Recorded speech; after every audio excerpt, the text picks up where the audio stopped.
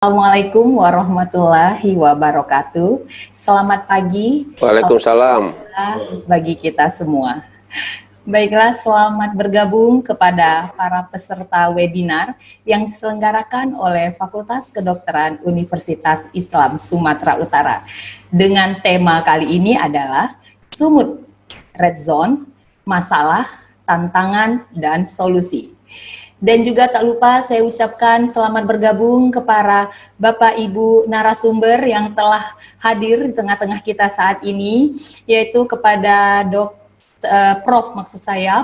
Ismet Daniel Nasution, juga kepada Dr. Ari Kurniasi, dan juga kepada Dr. Aris Yudariansyah.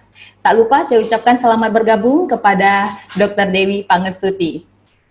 Baik, namun sebelumnya dalam kegiatan webinar kali ini telah hadir ketiga narasumber yang nantinya masing-masing akan memaparkan materi dari beliau sesuai dengan bidang keahliannya. Namun saya sebelumnya akan menyampaikan tertib dari kegiatan webinar kita pada hari ini. Diharapkan kepada semua peserta menggunakan nama diri pada aplikasi Zoom webinar.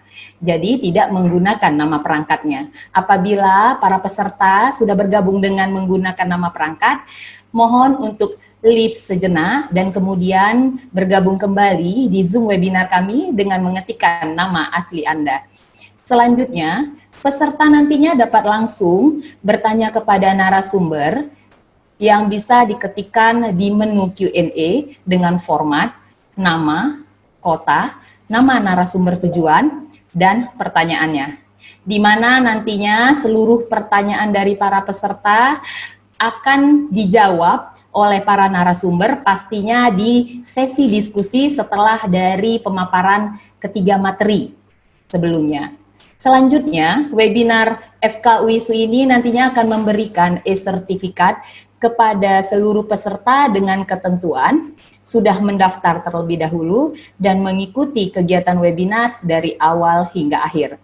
Dan e-sertifikat akan langsung dikirimkan ke email peserta maksimal 7 hari kerja setelah webinar kita selenggarakan. Baiklah, sebelumnya kita awali dengan pemutaran video Fakultas Kedokteran Universitas Islam Sumatera Utara.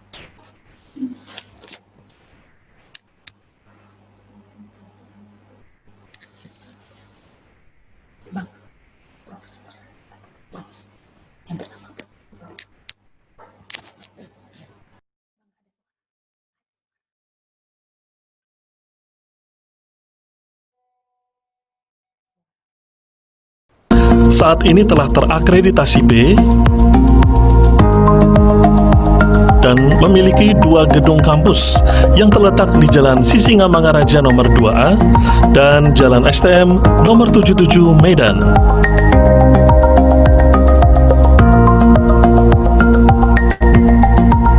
Fakultas Kedokteran Universitas Islam Sumatera Utara telah meluluskan sekitar 5.000 tenaga dokter yang berkompeten sesuai dengan Standar Kompetensi Dokter Indonesia atau SKDI. Dan saat ini sudah tersebar di seluruh Indonesia.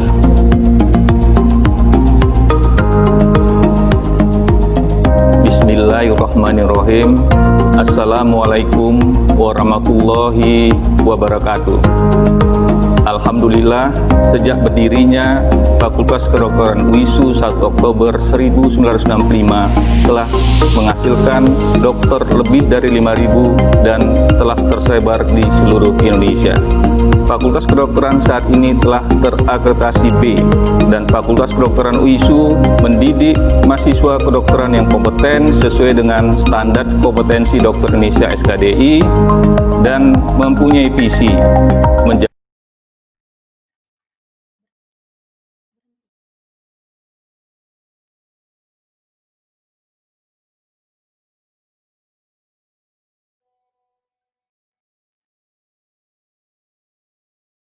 menjadikan Fakultas Kedokteran UISU yang islami, andal, teruji, bermartabat mulia, dan dicintai masyarakat serta diridhoi Allah Subhanahu wa Ta'ala.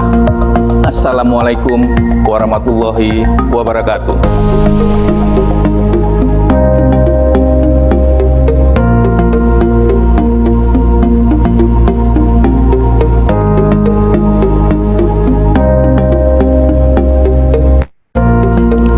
didukung oleh staf pengajar yang profesional serta fasilitas belajar mengajar yang lengkap, menjadikan Fakultas Kedokteran UISU sebagai fakultas favorit untuk para mahasiswa yang ingin menekuni profesi dalam bidang kedokteran. Saat ini memiliki 2 jurusan, yaitu pendidikan dokter dan profesi dokter. Untuk tahun ajaran 2020-2021 akan menerima mahasiswa sebanyak 150 orang.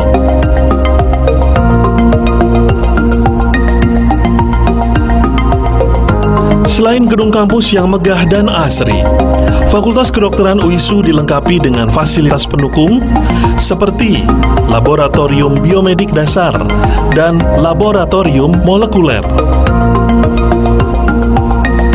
Fakultas Kedokteran Universitas Islam Sumatera Utara telah bekerjasama dengan Rumah Sakit Pirngadi, Rumah Sakit Kodam 1 Bukit Barisan, dan Rumah Sakit Haji Medan sebagai rumah sakit pendidikan dan tempat praktik mahasiswa. Berbagai penghargaan dan prestasi telah diterima oleh Fakultas Kedokteran UISU. Mari daftarkan putra-putri Anda di Fakultas Kedokteran Universitas Islam Sumatera Utara.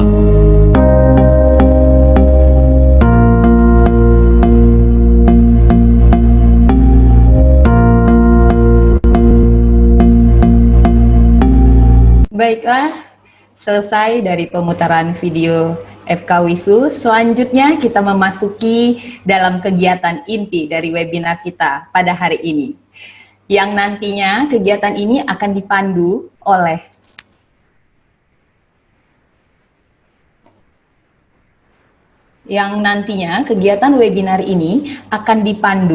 oleh moderator kita yang telah hadir bersama dengan kita, yaitu Dr. Dewi Pangestuti M. Biomed. Beliau merupakan alumni dari Fakultas Kedokteran Universitas Islam Sumatera Utara, juga sebagai staf pengajar Departemen Farmakologi. Dan saat ini beliau menjabat sebagai Wakil Dekan Bidang Akademik Dakwah Islamiyah. Kepada Dr. Dewi kami persilahkan. Baik, terima kasih kepada Dr. Sinta yang telah memberikan waktu dan kesempatan untuk menjadi moderator pada acara webinar kita, webinar FK WISU hari ini. Sebelumnya, Assalamualaikum warahmatullahi wabarakatuh. Selamat datang pada peserta, kepada narasumber, ketiga narasumber, yaitu Prof. Ismet Daniel, Dr. Ari, dan Dr. Aris Yudariansa. Baiklah, kita akan memulai acara sesi pertama, yaitu penyampaian materi oleh narasumber. Saya akan membacakan kurikulum PT ataupun pemateri. Mohon slide. Pemateri pertama kita yaitu Profesor Ismet Daniel Nasution, Dr. Gigi PhD, spesialis prostodontia, konsultan FICD. Beliau merupakan Ketua Ikatan Prostodontia Cabang Medan, dan juga beliau merupakan Ketua Umum daripada Pengurus Yayasan FK WISU, Pengurus Yayasan WISU periode 2019 periode 2024. Dimohonkan kepada Prof. kesediaan waktunya dalam acara webinar kita kali ini. Waktu pemateri itu selama 15 menit. Kepada Prof. Ismet Daniel, waktu dan tepat kami persilakan.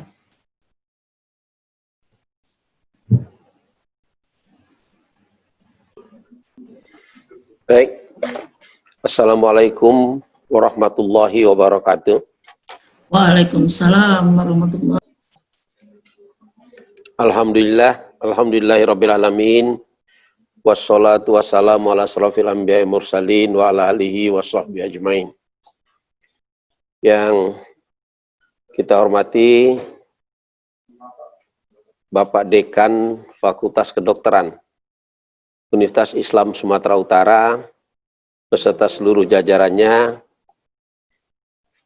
para partisipan dalam acara webinar FK WISU pada hari ini, serta sahabat-sahabat lainnya. Alhamdulillah pada hari ini kita mengikuti bersama-sama webinar FK WISU dengan tema Sumut Zona Merah, Masalah, Tantangan, dan Solusi. Perkenankan saya menyampaikan ucapan penghargaan dan terima kasih kepada Bapak Dekan dan seluruh tim yang telah mengundang saya untuk ikut berpartisipasi dalam acara webinar pada hari ini, dan terutama juga atas nama profesi kedokteran gigi. Nah, kebetulan saya pada saat ini adalah juga sebagai Ketua Ikatan Prostodontia Indonesia Cabang Medan maupun sebagai penasehat pengurus pusat Ikatan Prostodontia Indonesia. Karena salah satu acara webinar ini adalah mengangkat tema tentang perawatan kesehatan gigi, khususnya di masa pandemi COVID-19 ini. Next slide.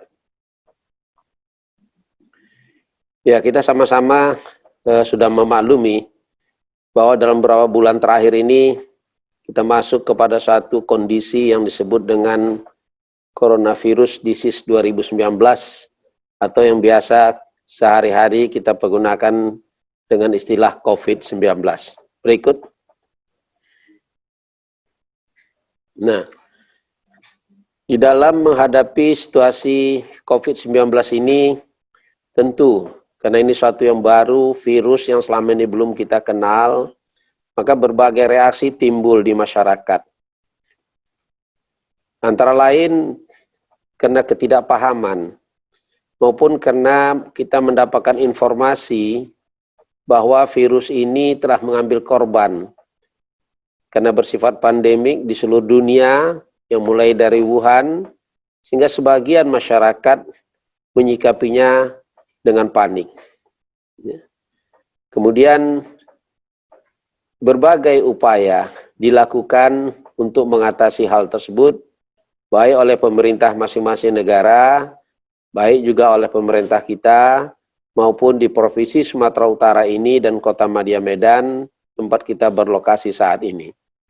Tapi yang penting adalah, mari kita tanamkan di dalam hati kita, sesuai dengan arahan, peraturan, maupun publikasi-publikasi yang sering kita dengar. Ada 3 hal saja bagaimana kita menghadapi ini. Yang pertama dari sisi kesehatan, yaitu memakai masker, mencuci tangan, kemudian melakukan physical distancing. Apabila hal ini telah kita lakukan sama-sama, insya Allah virus ini dapat kita atasi ataupun dapat kita hadapi. Berikut. Ya, dengan melaksanakan ketiga hal tersebut tadi, saya mengajak kita semua, mari masa pandemi COVID-19 ini justru kita ambil hikmahnya.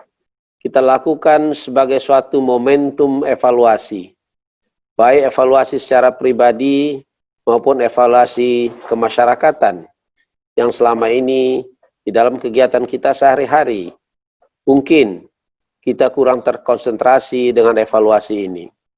Evaluasi yang pertama adalah apapun yang terjadi saat ini itu adalah kehendak Allah Subhanahu wa taala. Hal ini menunjukkan adanya kebesaran Allah Subhanahu wa taala. Kita tidak memaklumi, kita tidak mengetahui, kita tidak tahu dari mana, bagaimana, dan ke depan juga kita belum tahu. Inilah keterbatasan manusia. Di dalam hal ini kita bisa melihat adanya kebesaran Allah Subhanahu wa taala, adanya keterbatasan manusia. Setinggi apapun ilmu teknologi yang kita alami saat ini, ternyata kita harus menyadari bahwa ada keterbatasan kita sebagai manusia yang diciptakan oleh Allah Subhanahu wa taala. Oleh karena itu, dengan keterbatasan tersebut, dengan kesadaran tersebut, saya mengajak kita menyikapi, mengambil hikmah pandemi COVID-19 ini. Mari kita mensyukuri nikmat kehidupan yang selama ini kita jalani. Baik nikmat kesehatan, terutama ya tentu nikmat kesehatan, dan berbagai nikmat lainnya.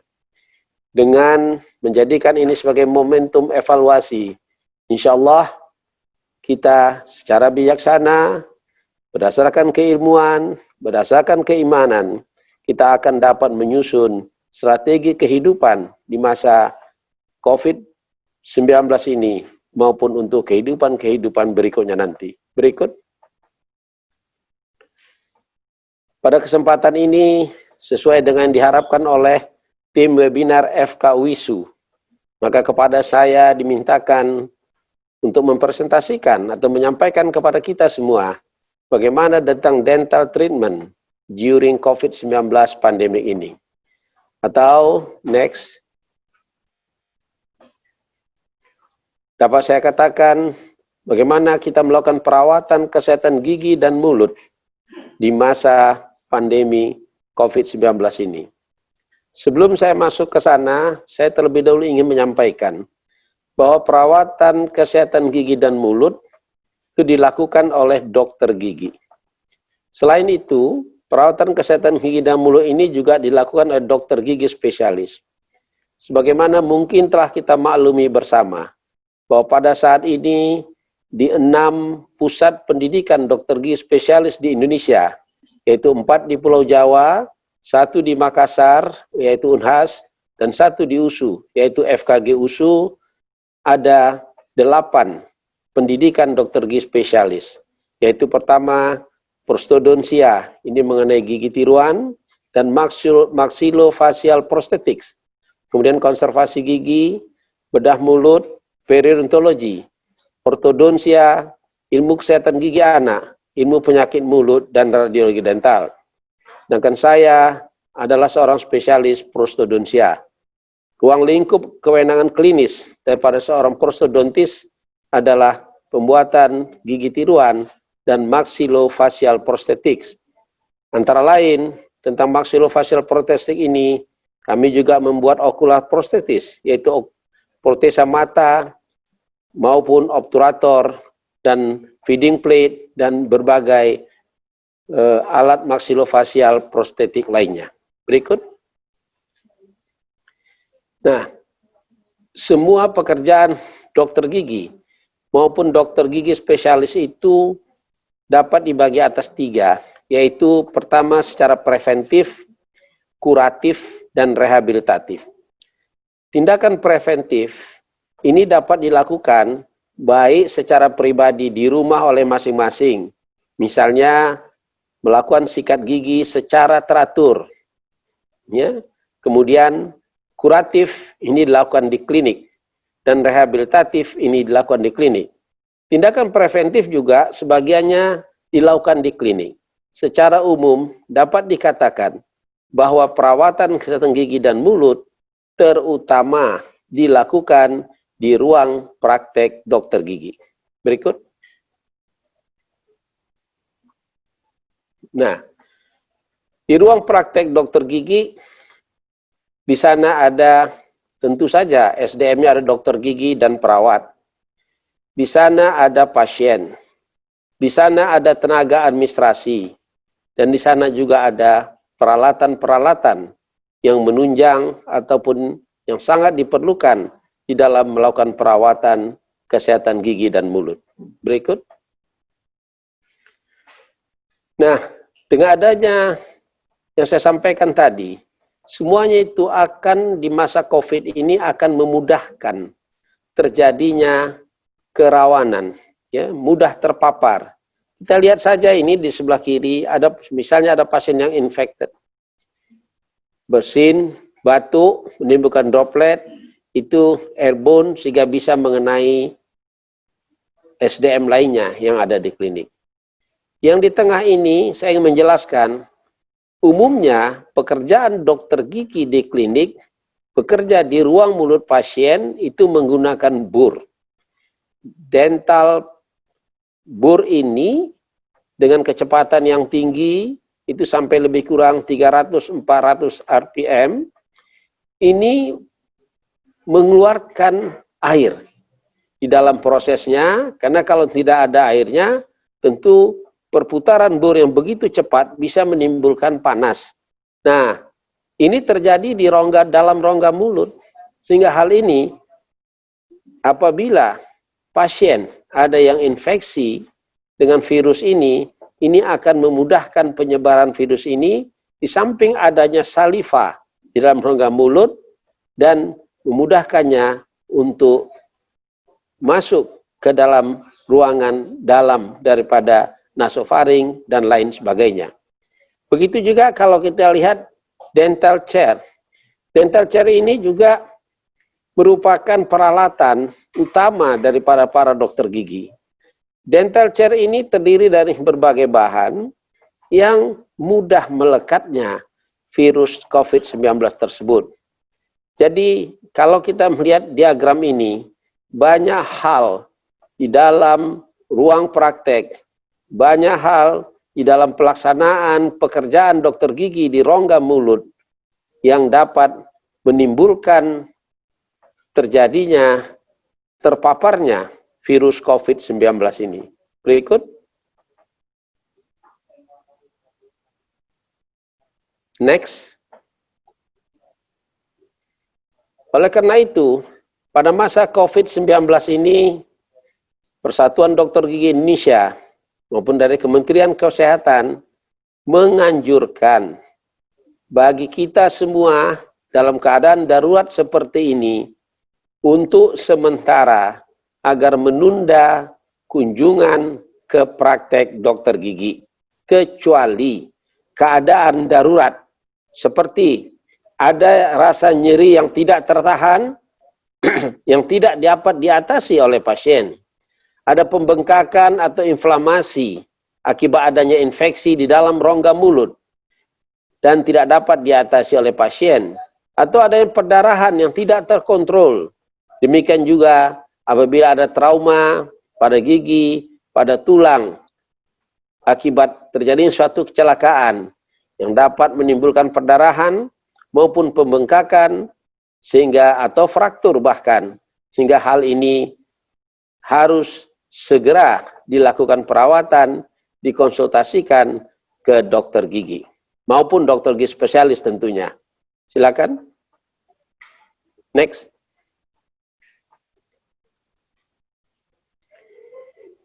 Ya, hal-hal tersebutlah yang kita sebut dengan dental emergency, keadaan darurat. Ya, tadi sudah saya sampaikan ya, perdarahan yang tidak dapat berhenti, infeksi yang menimbulkan rasa sakit, bahkan bisa menimbulkan rasa sulit bernafas, ya, atau sakit gigi yang tidak tertahankan yang menimbulkan berbagai gangguan terhadap pasien. Begitu juga bagi penderita yang memakai gigi tiruan, terutama gigi tiruan yang dipasang secara permanen di rongga mulut. Apabila ada gigi yang terlepas sehingga menimbulkan gangguan terhadap fungsi rongga mulut dalam kehidupan fungsi, terutama fungsi pengunyahan, penelanan, dan hal pembicaraan, sehingga hal ini bagaimanapun harus segera dilakukan perawatan ke dokter gigi. Berikut.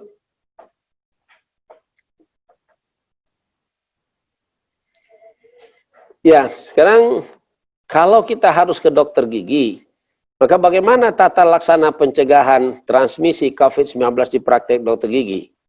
Persatuan Dokter Gigi Indonesia telah mengeluarkan peraturan, telah mengeluarkan standar operasional prosedur yang dimulai dari pasien datang.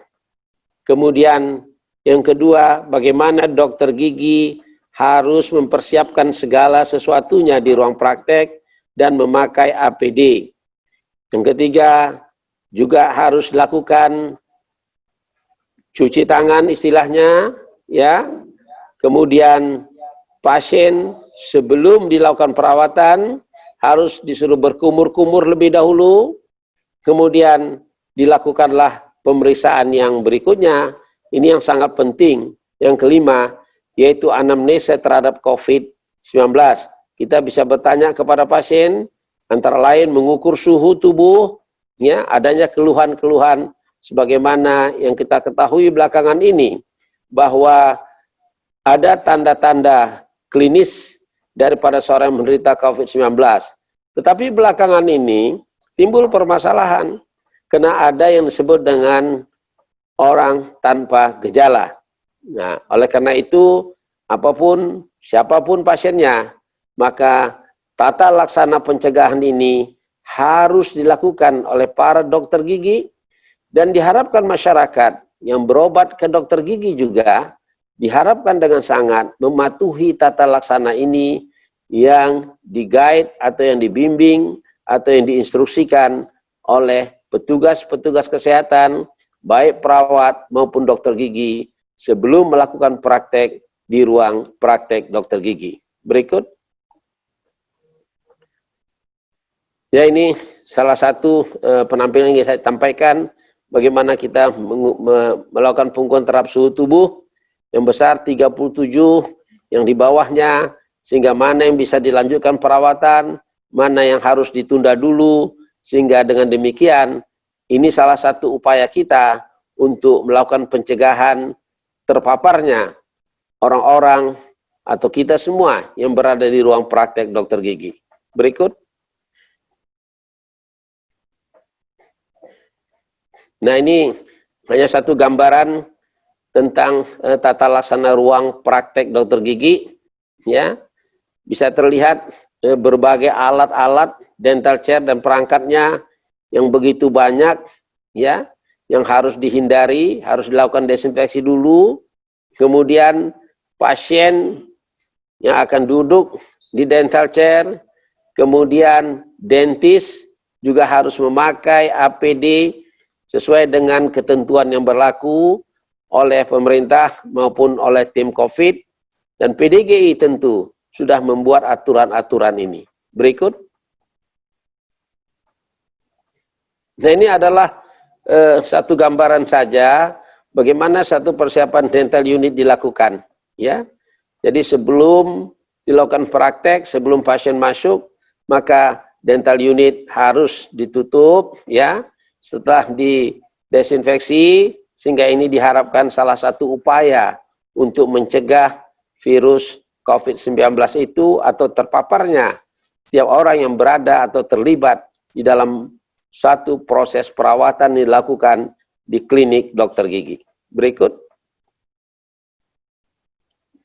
Nah, ini adalah APD yang harus dipakai oleh dokter gigi pada waktu melakukan perawatan yang kita kenal dengan level 3, ya. Jadi mulai kita lihat dari pelindung pakai face shield, masker N95 atau yang ekuivalen, sarung tangan bedah, ya. Kemudian penutup kepala, kemudian kita juga memakai pakaian, ya, yang all cover, ya, dan kemudian boots, ya. Persyaratan ini adalah sesuatu persyaratan yang harus dipenuhi di dalam melakukan satu praktek di dalam masa COVID-19 ini oleh seluruh perangkat kesehatan, yaitu dalam hal ini dokter gigi yang bertugas di klinik yang melakukan perawatan. Berikut. Nah, di sini hal itu terasa sangat penting, ya. Tadi pada awal saya menguraikan, salah satu upaya kita adalah memakai masker atau pelindung diri. Ini sudah terlihat. Di sini adalah dokter gigi yang melakukan perawatan pada pasien, dibantu oleh asisten. Tapi tadi disebutkan juga ada physical distancing. Dalam melakukan perawatan di rongga mulut, ini masalah physical distancing ini merupakan masalah yang tidak bisa dihindarkan, ya, di dalam perawatan pasien di ruang klinik dokter gigi. Bisa kita lihat antara dokter yang merawat dengan asisten yang membantu, itu jaraknya juga sangat dekat. Begitu juga antara dokter yang SDM yang membantu dengan pasien. Nah, physical distancing di sini tidak bisa diikuti secara maksimal dengan jarak yang sekian meter, tetapi dengan adanya kita memakai pakaian APD yang bisa terlihat di sini, diharapkan, ya, terpaparnya pasien atau sebaliknya antara pasien ke dokter, antara pasien dengan perawat yang membantu dokter, kita harapkan bisa dilakukan upaya-upaya pencegahan dengan pemakaian APD maupun tadi melakukan proses-proses persiapan terhadap seluruh alat-alat yang dipergunakan oleh dokter gigi. Berikut.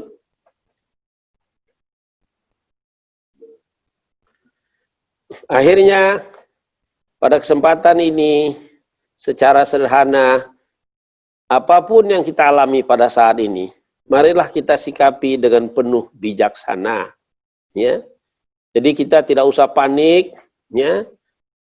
SOP, ketentuan-ketentuan, pencegahan, sudah banyak kita dengar. Ya. Sudah banyak dipandu, baik oleh pemerintah maupun oleh badan-badan kesehatan. Ya. Tadi sudah saya katakan di awal, kita memakai masker, kemudian mencuci tangan sesering mungkin, kemudian melakukan physical distancing, menghindari ke tempat-tempat keramaian, sehingga dengan demikian, upaya pencegahan ini diharapkan secara bijaksana kita lakukan. Maka sebagai kesimpulan, saya mengambilnya dengan dua hal pokok, sehingga kita bisa melakukan satu yang bijaksana. Yang pertama tentu dengan ilmu. Ilmu yang saya sampaikan tadi berulang-ulang, ya. 3 hal pokok: pakai masker, cuci tangan, physical distancing. Kemudian juga secara ilmu kita juga melakukan berbagai-bagai upaya sebagaimana yang telah ditentukan, yang dipandu oleh pemerintah maupun gugus kepada kita, bagaimana caranya kita menghindarkan COVID-19 ini. Tetapi ilmu saja tentu tidak cukup. Sebagai orang yang beragama, orang yang beriman, gabungan antara ilmu dan iman, kita tingkatkan, kita serahkan segala sesuatu ini kepada Allah Subhanahu wa taala seraya berdoa. Sebagaimana firman Allah dalam surah Al-Mujadalah ayat 11 yang saya kutip di sini, yarfa'illahu allazina amanu minkum wallazina utul ilma darajat. Artinya Allah akan meninggikan derajat orang-orang yang beriman di antara kamu dan orang-orang yang diberi ilmu pengetahuan beberapa derajat.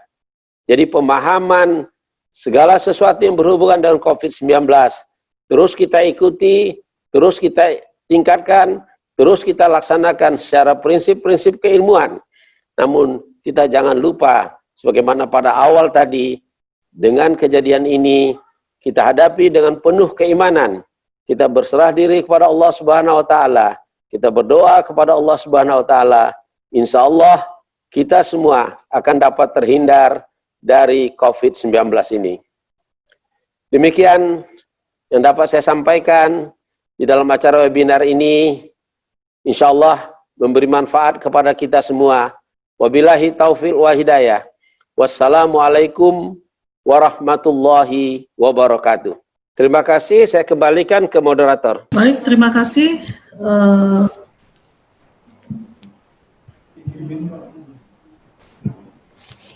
Terima kasih pada Prof. Ismet yang telah menyampaikan materinya. Kita lanjut ke pemateri yang kedua, yaitu Dr. Ari Kurniasih. Kita lanjut ke pemateri yang kedua, yaitu Dr. Ari Kurniasih MKPed, spesialis anak. Beliau merupakan dokter staf pengajar Fakultas Kedokteran FK UISU. Kemudian beliau merupakan staf dokter anak di Rumah Sakit Umum Haji Medan, sehingga beliau juga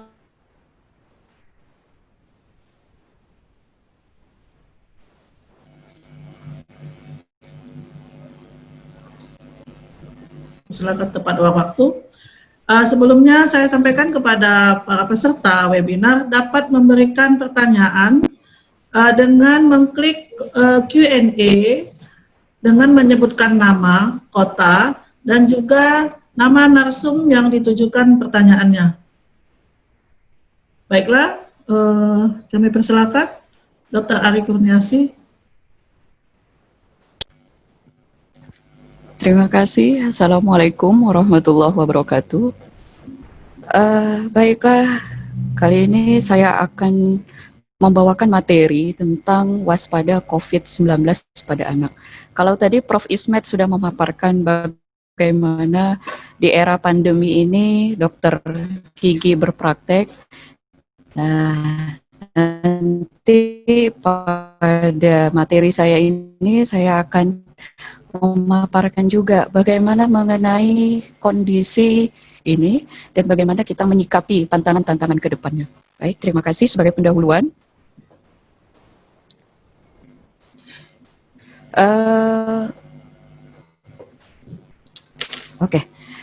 Saya akan menjelaskan sedikit mengenai apa itu coronavirus dan COVID-19.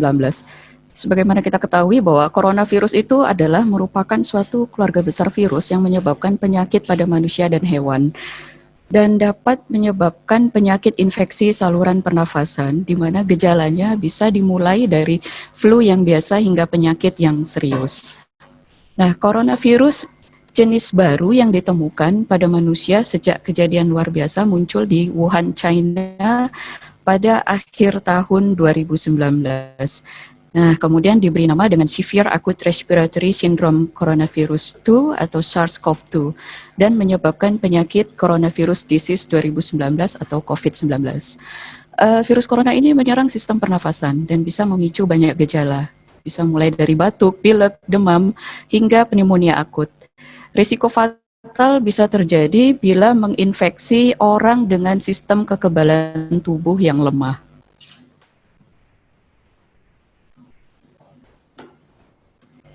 Slide.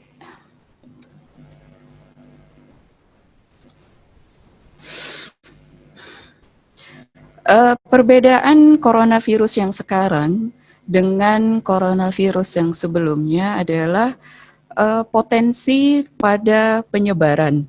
Potensi penyebaran pada coronavirus yang jenis baru ini itu lebih memiliki potensi yang cukup tinggi dibanding dengan coronavirus yang sebelumnya.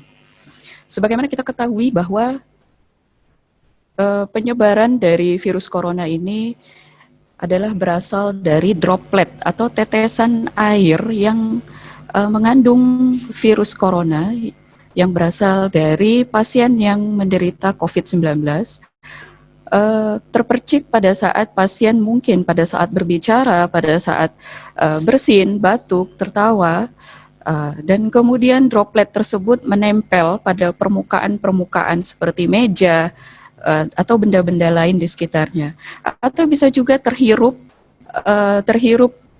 oleh orang-orang yang kebetulan berdekatan dengan pasien tersebut, atau bisa juga tersentuh oleh orang yang sehat dan kemudian orang tersebut menyentuh area wajah yaitu mata, hidung, dan mulut sehingga virus tersebut bisa masuk ke dalam tubuh orang yang sehat.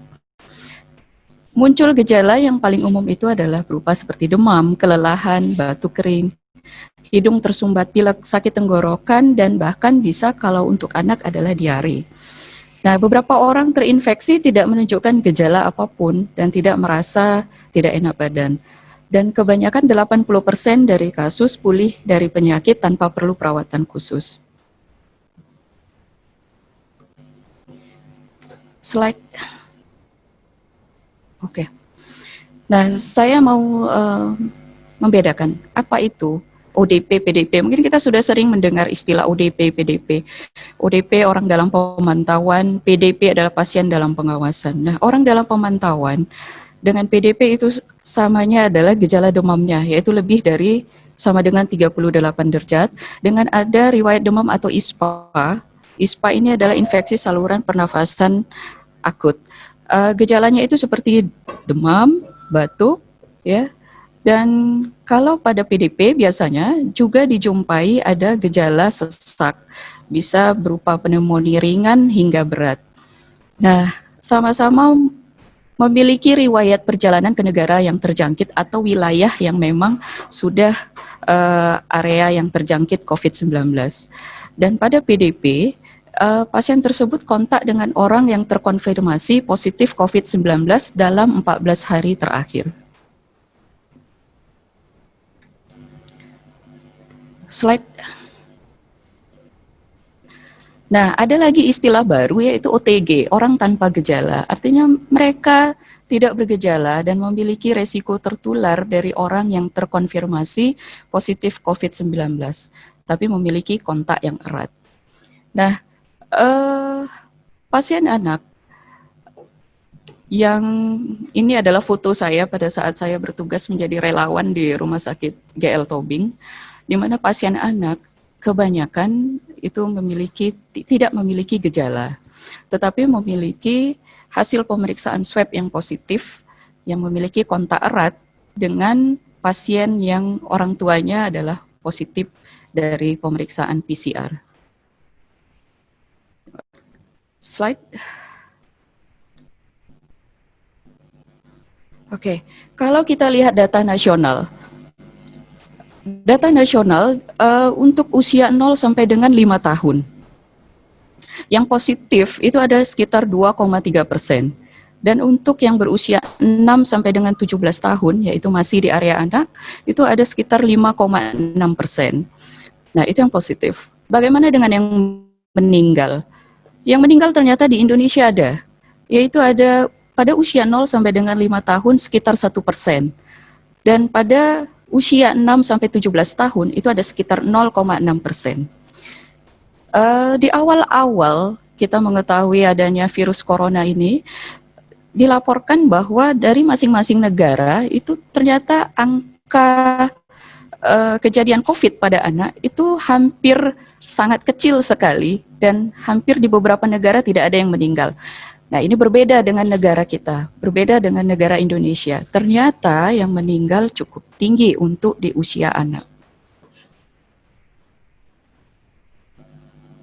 Slide. Dari data yang kita miliki saat ini, sebetulnya itu belum maksimal. Kenapa? Karena tidak pernah dilakukan pemeriksaan screening COVID massal pada anak. Jadi selama ini pemeriksaan screening COVID massal itu tidak pernah melibatkan anak. Begitu juga pemeriksaan COVID pada anak biasanya dilakukan jika orang tua memang sudah positif COVID, baru kemudian anaknya diperiksa. Nah, pemeriksaan screening itu juga biasanya dilakukan di tempat-tempat yang dengan keramaian seperti mal atau pasar yang tidak melibatkan anak. Tapi dari data yang ada saat ini, dari Ketua Umum Ikatan Dokter Anak Indonesia sendiri, Dr. Aman Bakti Pulungan Spesialis Anak Konsultan, pada konferensi persnya sudah menyebutkan bahwa angka kematian anak Indonesia akibat COVID-19 ternyata tertinggi di ASEAN. Slide.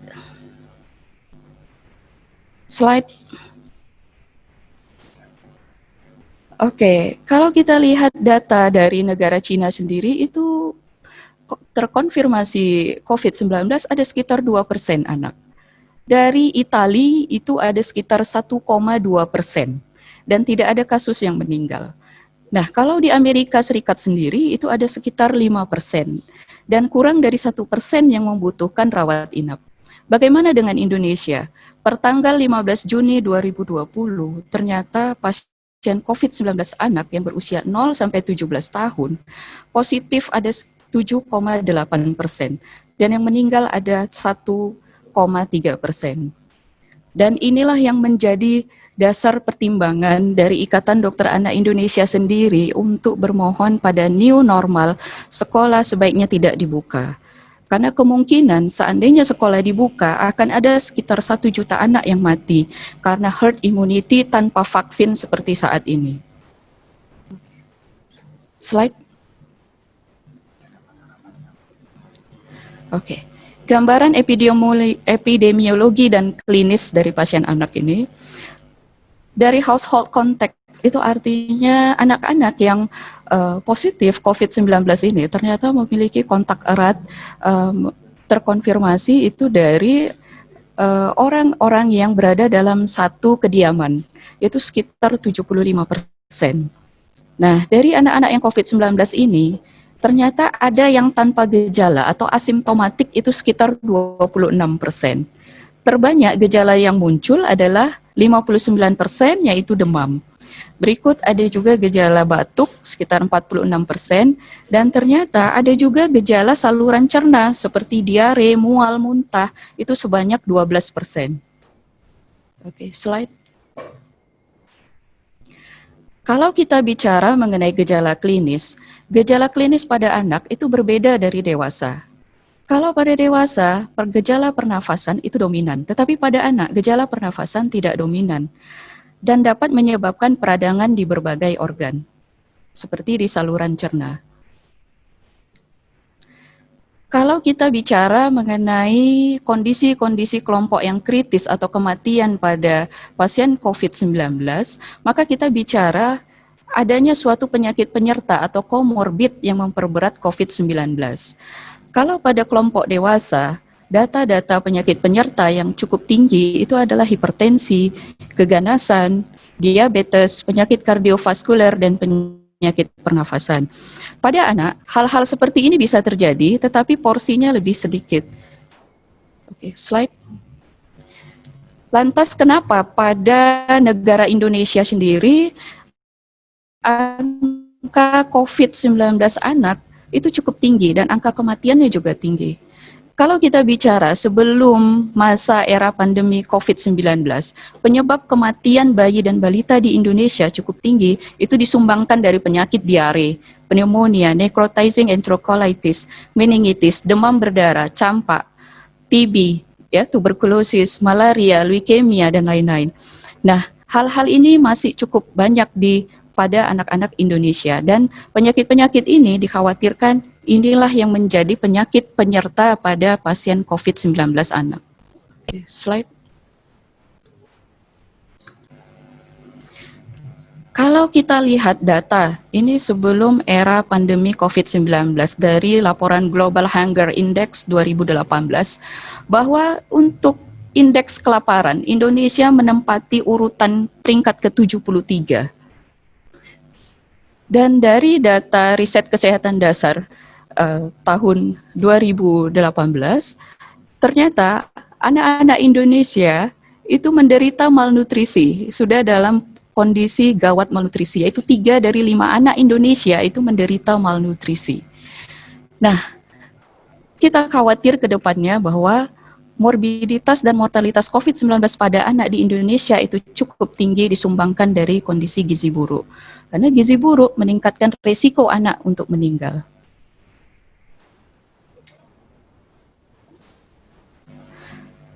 Di era pandemi Corona COVID-19 ini, ancaman kelaparan global itu cukup sangat mengkhawatirkan.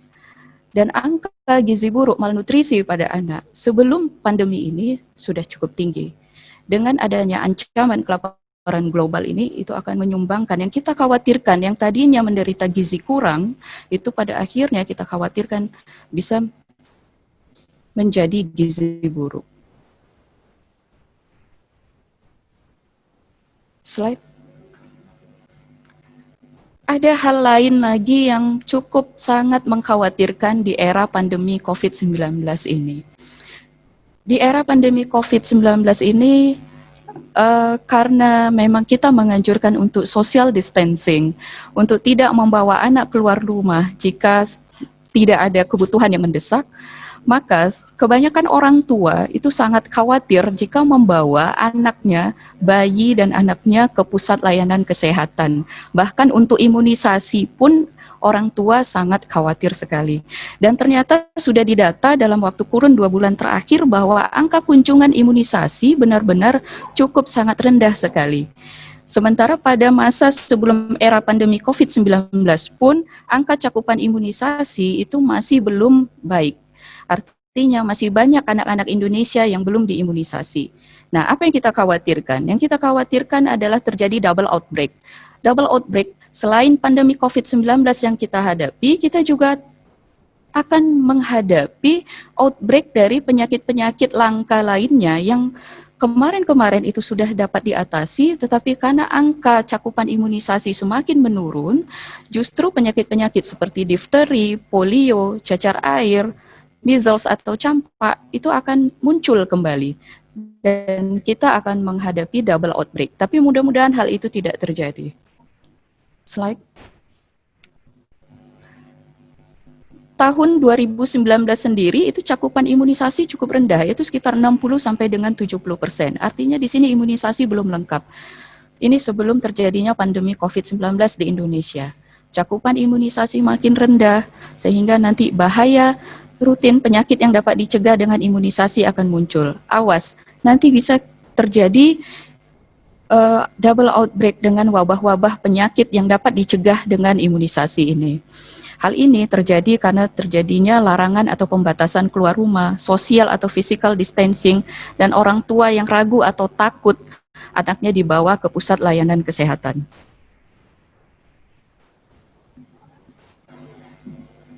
Jadi tantangan ke depan yang akan dihadapi oleh dokter anak sendiri adalah kami menyarankan untuk segera lengkapi imunisasi sesuai rekomendasi IDAI dan Permenkes untuk mencegah kejadian luar biasa atau wabah penyakit yang dapat dicegah dengan imunisasi.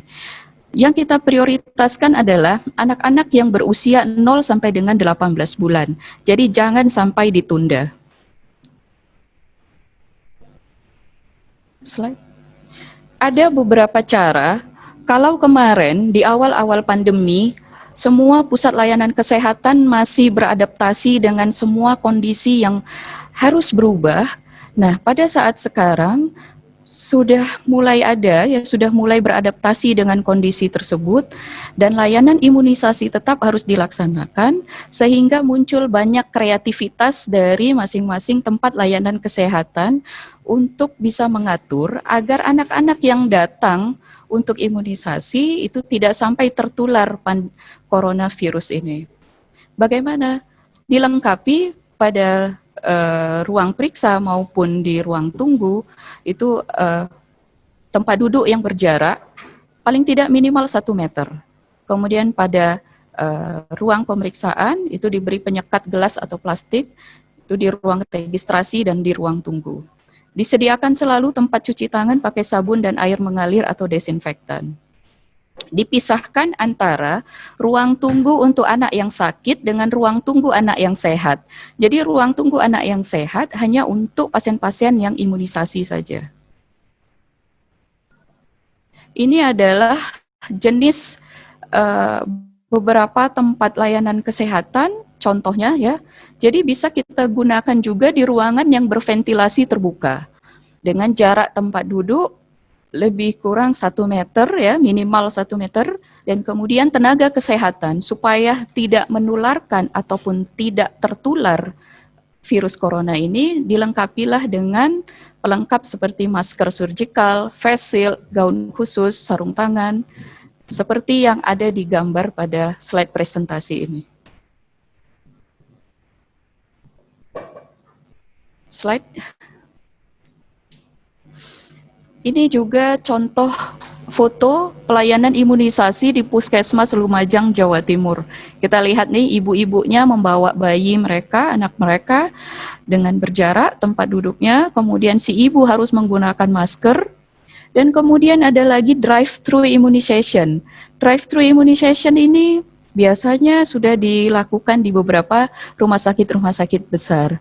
Jadi pendaftaran tidak harus di tempat, bisa pendaftaran secara online, kemudian nanti begitu anak datang menggunakan mobil, tenaga kesehatan langsung mengimunisasi si anak di mobil tersebut dengan kelengkapan seperti yang saya bilang tadi. Oke, slide. Tantangan yang akan dihadapi seperti yang saya katakan tadi bahwa cakupan imunisasi yang rendah, muncul kejadian luar biasa penyakit infeksi yang lain seperti difteri, campak, polio, dan lain-lain. Dan karena ada desakan kondisi ekonomi akan menyebabkan kelaparan, meningkatkan kejadian gizi buruk dan stunting yang pada akhirnya akan menjadi suatu dilema pada kondisi COVID-19 ini. Pengobatan itu tidak ada uji obat yang spesifik untuk anak. Jadi kita hanya memberikan terapi berupa suportif dan antibiotik saja. Nah, beberapa peneliti ada merekomendasikan penggunaan antiviral terutama pada kasus berat, tetapi pada data anak itu belum ada efikasinya. Kebutuhan akan nutrisi dan asupan cairan yang cukup sangat dianjurkan sekali. Oksigen diperlukan, oksigen diberikan jika hanya diperlukan saja. Slide.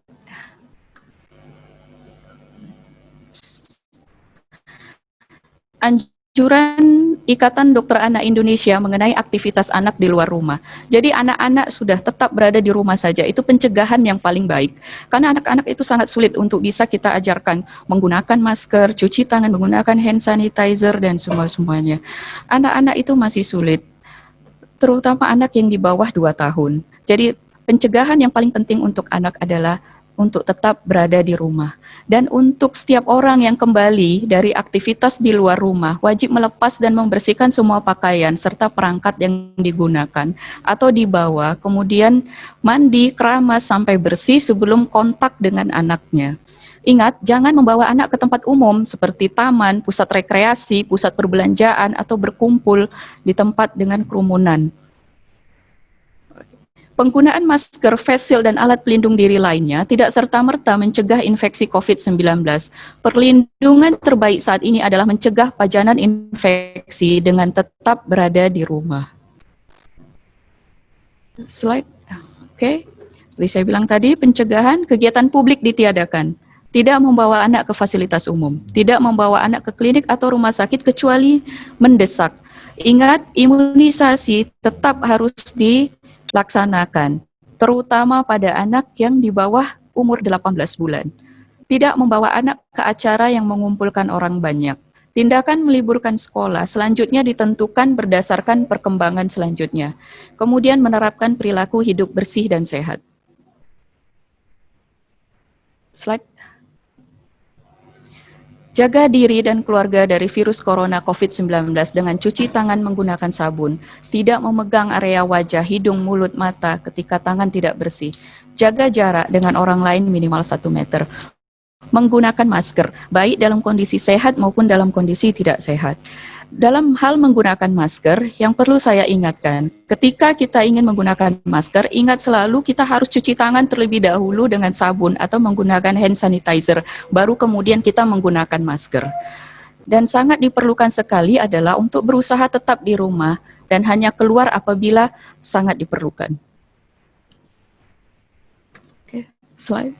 Kesimpulan dari presentasi saya ini adalah anak dan dewasa sama-sama memiliki resiko yang tinggi untuk menderita COVID-19. Gejala klinis anak berbeda dari dewasa.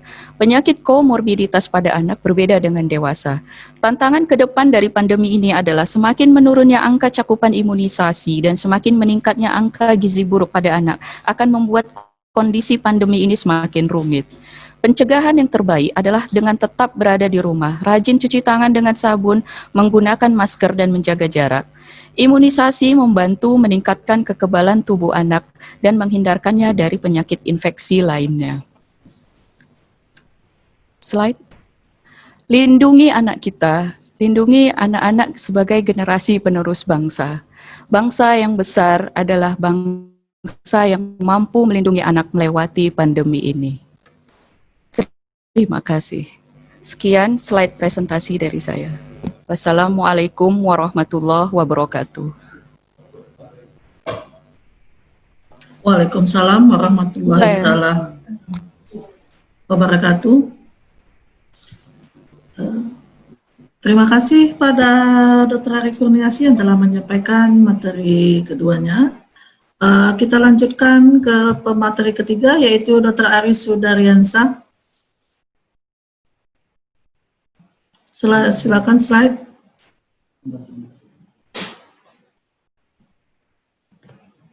Dr. Aris Sudariansa merupakan alumni dari FK UISU. Beliau sekarang merupakan juru bicara gugus tugas Provinsi Sumatera Utara dari Dinas Kesehatan.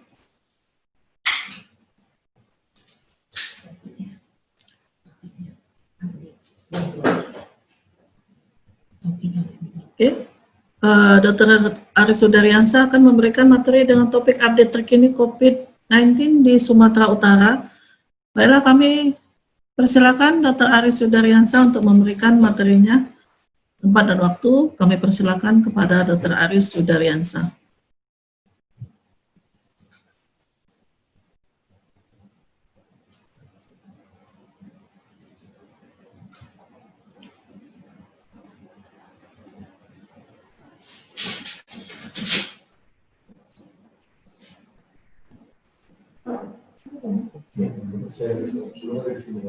Baik,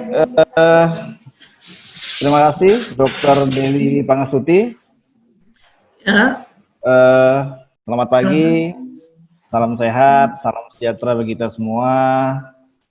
Terima kasih sebelumnya atas kesempatan yang diberikan untuk menyampaikan perkembangan situasi COVID-19 di wilayah Provinsi Sumatera Utara. Walaupun sama-sama kita ketahui setiap hari gugus tugas percepatan penanganan COVID-19 Provinsi Sumatera Utara secara update itu selalu menyampaikan perkembangan COVID-19 yang ada di wilayah Provinsi Sumatera Utara melalui media-media sosial dan media online yang ada di gugus tugas percepatan COVID Sumatera Utara. Baik, slide. Oke, saat ini kita ketahui bahwa sesuai dengan kondisi data per 26 Juni, di Provinsi Sumatera Utara itu memiliki data yang terakhir adalah UDP-nya itu 1.108 orang, ya, dengan PDP 202 orang, dengan kasus sembuh 355 orang. Kasus yang meninggal itu 87 orang, ya. Sebagai informasi bahwa semalam sesuai data tanggal 26 itu kasus sembuh ini kasus sembuh tertinggi, ya. Dalam satu hari peningkatannya sehingga bertambah 64 orang sekaligus pasien sembuh yang dirawat dari rumah sakit kita di Sumatera Utara. Jadi yang dimaksud dengan pasien sembuh ini adalah pasien yang sembuh dari sebelumnya terkonfirmasi. Ya, jadi bukan dari PDP, juga bukan dari ODP, tapi dari kasus-kasus konfirmasi. Ya.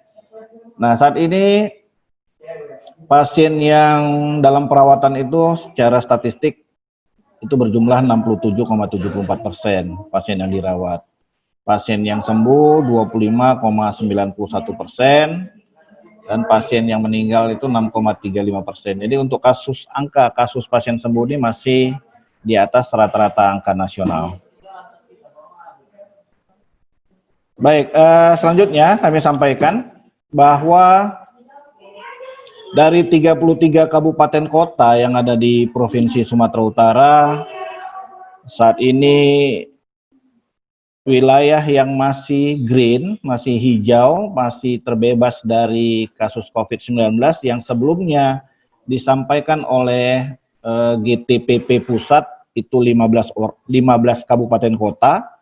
Terhitung tanggal 26 Juni, ini berkurang 10, jadi menjadi 5 kabupaten kota yang hijau. Ya, ini didominasi oleh kabupaten kota yang berada di Kepulauan Nias. Ya, dari 5 kabupaten kota yang ada di Nias, saat ini hanya kota Gunung Sitoli saja, ya, yang sudah mulai terpapar oleh COVID-19 dengan jumlah pasien yang terkonfirmasi itu 1 orang. Untuk 4 kabupaten lainnya hingga hari ini seperti Nias, Nias Barat, Nias Selatan, dan Nias Utara itu masih belum dijumpai kasus, baik yang ODP, PDP, ataupun yang pasien terkonfirmasi. Nah, untuk tren kasus harian positif ya di Provinsi Sumatera Utara, rata-rata jumlah kasus positif per harinya dalam 14 hari terakhir itu sebesar 47,93%. Ya, dengan kasus tertinggi itu dijumpai pada tanggal 23 Juni kemarin. Itu 1 hari kita menemukan 117 kasus terkonfirmasi positif, ya. Dari 117 kasus ini kebanyakan berada di Kota Medan. Selanjutnya, untuk jumlah kasus positif dalam perawatan, sembuh, dan meninggal menurut provinsi, saat ini Provinsi Sumatera Utara berada di urutan 10 dari seluruh provinsi yang ada di Indonesia dengan kasus positif COVID-19 terbanyak. Ya, Jadi saat ini Sumatera Utara berada di bawah Jakarta, Jawa Timur, Sulawesi Selatan, Jawa Barat, Jawa Tengah, Kalimantan Selatan, Sumatera Selatan, Papua, dan Banten. Bahkan Sumatera Utara hingga hari ini masih berada di bawah posisi Sumatera Selatan dari jumlah kasus yang ditemukan COVID-19 untuk wilayah di Sumatera. Sedangkan untuk persentase kematian COVID-19 pada 10 provinsi dengan kasus positif, Sumatera Utara berada di posisi kedua, ya, berada di posisi kedua di bawah Jawa Timur dengan jumlah 1.370 kasus, ya, dengan 87 kematian dengan persentase 6,35%. Sementara Jawa Timur itu cuma 7,24%. Nah, 2/3 kasus dari kasus yang meninggal adalah laki-laki, ya, laki-laki. Jadi 78% kasus yang meninggal itu berusia 45 tahun ke atas. Ya, laki-laki 2/3 kasus dan usianya di atas 45 tahun. Nah, ya untuk proporsi kasus meninggal menurut jenis kelamin dan kelompok usia, ya, 79% pasien laki-laki yang meninggal itu berusia 45 ke atas, ya. 76%, 3/4 atau 76% pasien perempuan yang meninggal dan berusia di atas 45 tahun. Nah, untuk kasus positif per 1 juta penduduk menurut provinsi, Sumatera Utara itu sebesar 94,8, ya. Ini berdasarkan data jumlah penduduk tahun 2019 BPS. Nah, saudara-saudara sekalian, kami sampaikan bahwa saat ini gugus tugas percepatan penanganan COVID-19 Provinsi Sumatera Utara memiliki 11 rumah sakit, ya, 11 rumah sakit rujukan yang akan dijadikan penanganan COVID-19 dan sudah dijadikan, ya. Itu yang berdasarkan SK Menteri Kesehatan tanggal 10 Maret itu ada 5 rumah sakit. Rumah sakit Adam Malik, Rumah Sakit Kabanjahe, Rumah Sakit Tarutung di Tapanuli Utara, Rumah Sakit Jasamen di Siantar, dan Rumah Sakit Padang Sidempuan di Kota Padang Sidempuan. Lalu berdasarkan SK Gubernur Sumatera Utara menetapkan ada tambahan 6 rumah sakit lagi di Sumatera Utara, ya, yaitu di Asahan, Rumah Sakit Haji Abdul Manan Simatupang, Rumah Sakit Gunung Sitoli, Rumah Sakit Perdagangan, Rumah Sakit Gel Tobing, dan Rumah Sakit Marta Friska 1 dan 2 yang ada di Medan. Nah, untuk mengantisipasi lonjakan-lonjakan penderita COVID yang seperti kita ketahui saat ini penderita itu jumlahnya cukup meningkat, pemerintah Provinsi Sumatera Utara sudah menyiapkan 10 tempat yang akan dijadikan rumah sakit darurat, ya. Dan ini hampir semuanya tersebar di Kota Medan. Ya, apalagi saat ini berdasarkan kesepakatan 3 kepala wilayah, Medan, Binjai, dan Deli Serdang, itu untuk pasien-pasien terkonfirmasi dengan status OTG itu tidak lagi dirawat di rumah sakit, tapi di karantina dan diisolasi di tempat-tempat khusus. Untuk Deli Serdang itu ditempatkan di Diklat BPSDM Pemprov Su.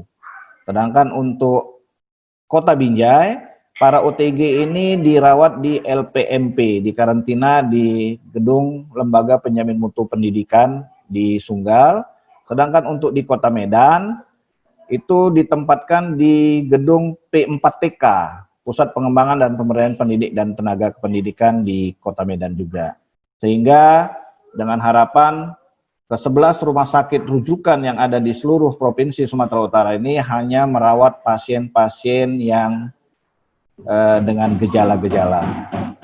Jadi dengan simptomatik. Yang untuk asimptomatik ini kita siapkan di 10 tempat, untuk 3 kota itu sudah ditetapkan di mana ditempatkan. Nah, saudara-saudara sekalian, berdasarkan kondisi tanggal 21 Juni tahun 2020, tenaga kesehatan yang bertugas di rumah sakit rujukan COVID-19 itu berbagai macam profesi. Ada dokter umum, ada perawat, ada bidan, ada farmasi, ada laboratorium medik, ada dokter spesialis, ada paru, anak, dokter bedah, bedah tora, anestesi dan penyakit dalam, serta radiologi. Ya, dengan porsi terbanyak itu berada di profesi perawat dengan jumlah 2.227 orang, dan saat ini semuanya sedang melakukan tugasnya di rumah sakit. Selanjutnya, untuk mempercepat penanganan dan perawatan pasien COVID-19 di Sumatera Utara, kita memiliki beberapa laboratorium pemeriksa COVID-19 dengan metode PCR. Ya, saat ini kita punya 7 tempat pemeriksaan PCR, ya, real time PCR di Sumatera Utara dengan 1 TCM, ya. Dengan 1 TCM. Yang pertama itu laboratorium rumah sakit USU. Saat ini sudah bekerja dan sudah melakukan pemeriksaan. Lalu rumah sakit Murni Teguh, ya. Lalu laboratorium departemen mikrobiologi FKUSU. Nah, yang baru ada rumah sakit umum Prima Husada Cipta di Belawan. Lalu ada rumah sakit Putri Hijau. Sementara kita sedang mempersiapkan 2 laboratorium lagi yang baru, yaitu UPT Laboratorium Kesehatan milik Dinkes Provinsi dan UPT Rumah Sakit Paru milik Dinkes Provinsi Sumatera Utara. Nah, di luar itu ada 11 rumah sakit yang berkemampuan memiliki laboratorium sebagai rumah sakit rujukan COVID-19. Ya, yang pertama itu Rumah Sakit Adam Malik, saat ini sudah melakukan pemeriksaan TCM, tes cepat molekuler yang sebelumnya digunakan untuk pemeriksaan TB paru. Lalu ada Rumah Sakit Kabanjahe, ya, cuma biosafety-nya masih belum ada. Dan dari 11 ini kita akan mempersiapkan dan mengadakan cartridge dan BSC untuk bisa dilakukan pemeriksaan cepat, sehingga untuk rujukan sampel itu tidak lagi semua terpusat ke Medan. Ya, dengan harapan Pak Gubernur kemarin, kita berharap 11 rumah sakit yang ada di wilayah Provinsi Sumatera Utara ini bisa menerima pemeriksaan laboratorium tes cepat molekuler untuk pemeriksaan COVID-19. Nah, sampai saat ini gugus tugas percepatan penanganan COVID-19 di Provinsi Sumatera Utara sudah memeriksa lebih kurang 10.593 sampel yang tersebar di beberapa laboratorium yang sudah ditunjuk tadi. Ya, cuma konsekuensinya semakin tinggi, ya, semakin tinggi rasionya, maka semakin tinggi pula kemungkinan kasus corona yang belum terdeteksi. Hingga hari ini gugus tugas masih terus melakukan pemeriksaan untuk menemukan penderita-penderita baru. Seperti kita ketahui saat ini teman-teman dari BTKL terus secara masif dan agresif melakukan pemeriksaan swab massal di beberapa tempat. Ya, demikian informasi dari kami untuk update kondisi virus situasi COVID-19 di wilayah Provinsi Sumatera Utara sampai dengan hari ini 26 Juni. Terima kasih Dr. Dewi Pangustuti atas waktunya yang diberikan. Semoga kita bisa tetap terus bergandengan tangan bagaimana COVID-19 di Sumatera Utara ini bisa segera kita selesaikan. Terima kasih. Assalamualaikum warahmatullahi wabarakatuh. Waalaikumsalam warahmatullahi wabarakatuh. Terima kasih pada Dr. Aris Yudariansyah yang telah memberikan materinya. Baiklah, bagi para peserta, kita melihat ada beberapa pertanyaan dari para peserta yang dikirimkan melalui Q&A. Ini ada pertanyaan kepada pemateri Prof, kepada Prof Ismet. Ini ada pertanyaan dari peserta, itu dari Dr. Indra Janis. Assalamualaikum warahmatullahi wabarakatuh. Dalam presentasi Prof, bahwa dokter gigi wajib memakai APD untuk memeriksa pasien, terutama yang emergensi. Bagaimana dengan pasien? Apakah diwajibkan pemeriksaan rapid test atau PCR? Mungkin pertanyaan Prof bisa dijawab untuk Prof Ismet. Silakan Prof.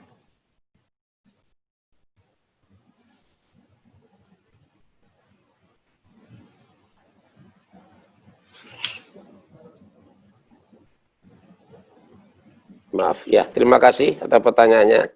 Sebagaimana tadi saya jelaskan, sebelum kita mengizinkan atau melakukan pemeriksaan pada pasien, maka pemeriksaan awal yang kita lakukan sebetulnya terlebih dahulu adalah pemeriksaan suhu tubuh pasien, kemudian tentu kita melakukan seleksi atau screening terhadap pasien.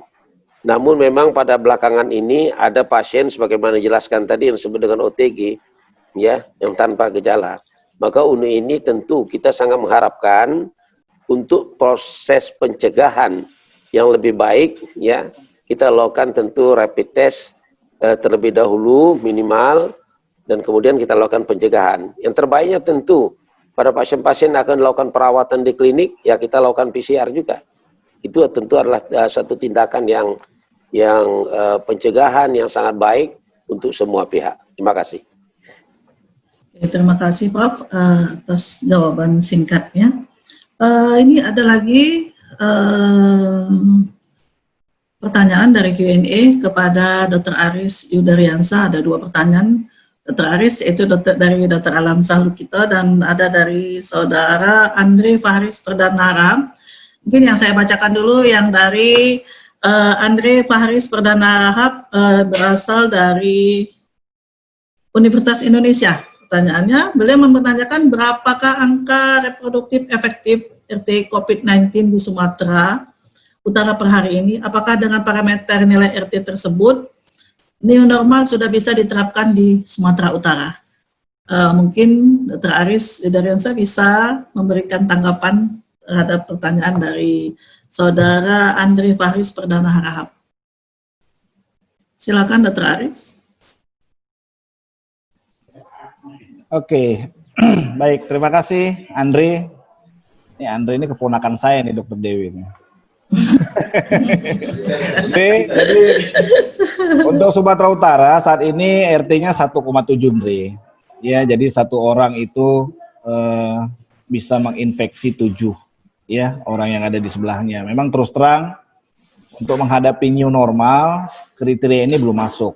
Ya, apalagi untuk ada beberapa faktor yang harus kita penuhi terkait persiapan new normal di wilayah kita masing-masing, ya. Jadi salah satunya adalah RT-nya harus di bawah 1, ya.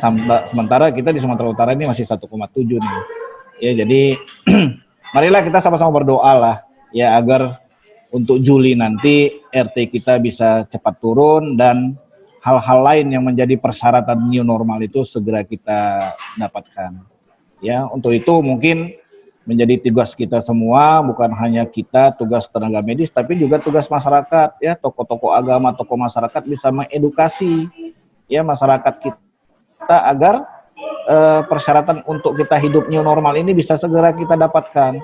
Karena saya lihat sekarang masyarakat ini sudah membuat new normal duluan ini, Dr. Dewi, ya, ya, atau pura-pura new normal gitu, padahal kekhawatiran itu di dalam hatinya tetap ada, ya. Saya kira itu. Terima kasih. Oke, mungkin saya akan merangkum ada 3 pertanyaan, ada 2 atau 3 pertanyaan ini yang saya rasa pertanyaannya juga untuk Dr. Aris dan mungkin intinya adalah sama. Jadi dengan kondisi sumut yang terakhir seperti ini, dengan meningkatnya data PDP, ODP, bahkan OTG di Sumatera Utara, Kira-kira dengan kondisi juga di masyarakat yang tadi Dr. Aris katakan sudah new normal duluan gitu, dan kemudian GUPSU juga ada mencetuskan bahwa saya pada tanggal 1 Juli akan menerapkan new normalnya, padahal masyarakat kita sudah ya dok duluan dengan new normalnya. Kira-kira langkah tindakan apa atau langkah preventif apa yang diambil oleh gugus tugas percepatan dari pandemi COVID-19 ini dok? Pada mungkin juga pertanyaan hampir rata-rata kita semua, kira-kira apa yang akan dilakukan atau tindakan apa preventif yang akan dilakukan? Ya terutama bagi kami yang berada di sektor pendidikan, itu terutama bagi kami yang berada di institusi di sektor pendidikan ini, kami butuh kira-kira apa tindakan preventif yang dilakukan oleh gugus tugas. Oke, jadi kemarin gugus tugas percepatan penanganan COVID-19 itu sudah membuat draft konsep persiapan new normal di wilayah Provinsi Sumatera Utara ya. Semua draft konsep yang sudah kita buat itu kita koordinasikan dengan seluruh 33 kabupaten kota. Karena sama-sama kita ketahui tadi bahwa untuk daerah hijau di Sumatera Utara dari 33 itu awalnya 15. Nah, belakangan ini karena peningkatan jumlah kasus semakin tinggi, berkurang 10 jadi tinggal 5. Nah, masing-masing kabupaten kota juga punya local wisdom-nya terkait dengan new normal. Saat ini kami di GTPP Provinsi sedang merangkum semua draft konsep yang sudah kami sampaikan ke seluruh kabupaten kota untuk dijadikan satu kesepakatan new normal di Sumatera Utara. Mudah-mudahan draft konsep yang sudah kami terima dari 33 kabupaten kota ini bisa menjadikan sesuatu yang baik lah untuk Sumatera Utara. Karena terus terang sama-sama kita ketahui sekarang Dr. Dewi, sepertinya yang berpikirnya normal ini hanya sekelompok orang saja gitu. Sementara masyarakat yang lain sudah tak memikirkan lagi ya. Jadi dalam waktu dekat Provinsi Sumatera Utara akan melonsing new normal yang kemarin direncanakan Pak Gubernur itu tanggal 1 Juli. Dan hingga hari ini tim perumus new normal Sumatera Utara masih terus melakukan tugasnya untuk menyampaikan konsep draft new normal itu ke pusat untuk segera disetujui. Demikian. Oke, terima kasih Dr. Aris. Mudah-mudahan kami yang dari institusi, terutama yang dari sektor pendidikan, sangat menunggu draft tadi atau keputusan new normal, sehingga kami juga bisa menjalankan dengan tenang aktivitas pendidikan di institusi. Oke, baiklah, saya di sini juga kita lihat ada beberapa pertanyaan juga untuk pemateri kita, yaitu Dr. Ari Kurniasi. Ada pertanyaan dari Dr. Bilkes Haris. Terima kasih Dr. Bilkes atas pertanyaannya.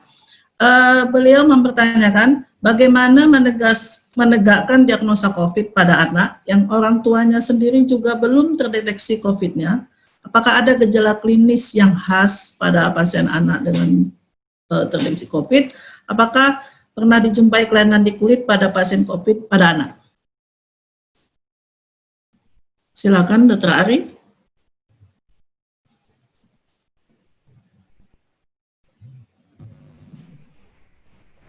Oke, terima kasih. Bagaimana menegakkan diagnosa COVID-19 pada pasien anak pada kondisi orang tua yang gimana tadi? Yang juga belum terdeteksi COVID-nya. Oh, belum. Orang tuanya belum tegak diagnosa untuk COVID-nya. Oke. Kemudian mempertanyakan gejala klinis yang khas, dokter. Kemudian apakah pernah dijumpai kelainan kulit pada pasien COVID anak? Oke. Terima kasih. Untuk menegakkan diagnosa COVID-19 pada anak, pastinya kita tetap dengan menggunakan PCR. Konfirmasi awal kita bisa menggunakan rapid test, tapi kemudian rapid test tetap harus kita konfirmasi dengan gold standarnya, yaitu berupa swab PCR. Seandainya ada kecurigaan kita dari sisi gejala klinis, yaitu berupa demam lebih dari 38 derajat, kemudian ada gejala klinis berupa ISPA, yaitu batuk, pilek, kemudian ada disertai dengan sesak nafas, pneumonia, maka sebaiknya kita rapid test dan swab PCR. Berikut orang tua juga harus dilakukan pemeriksaan yang sama, yaitu kita lakukan pemeriksaan rapid test terlebih dahulu, baru kemudian kita lakukan pemeriksaan swab PCR. Bagaimana dengan gejala klinis pada kulit? Apakah pernah dijumpai kelainan kulit dilaporkan adanya guam kemerahan? Tetapi itu juga tidak banyak kasusnya. Itu saja. Terima kasih Dr. Ari. Mungkin ada lagi pertanyaan, ini jauh dokter dari Kepulauan Aru Maluku. Pertanyaannya mungkin kata dia bilang agak melenceng, tapi terima kasih. Assalamualaikum. Waalaikumsalam. Saya Dr. Julpan yang beliau sedang PTT di Puskesmas di Kepulauan Aru Maluku. Ingin bertanya kepada Dr. Ari. Sedikit mungkin melenceng nih dok ya, tapi mohon bisa ditanggapi dok. Bagaimana cara saya sebagai dokter puskesmas di pulau terpencil dengan kasus gizi buruk tinggi, tetapi pelaporan di Dinkes dibuat tanpa kasus, sementara tanpa penanganan juga dan pemberian formula dari Dinkes setempat, mengingat jika diperburuk oleh pandemi seperti ini. Bagaimana Dr. Ari tanggapannya sedikit? Nah, ini rekan kita, sejawat kita jauh nih dari Kepulauan Aru Maluku. Oke, berarti ada masalah di pelaporan berarti. Nah, kalau ada masalah di pelaporan, mungkin Anda bisa berkoordinasi lebih baik lagi mungkin ya di lapangan. Kalau tugas kita sebagai dokter di layanan primer, terutama adalah promosi kesehatan, selain kuratif. Promosi kesehatan bisa kita lakukan. Kita tahu yang paling tahu kondisi di lapangan itu seperti apa ya, sebetulnya kita yang turun ke lapangan.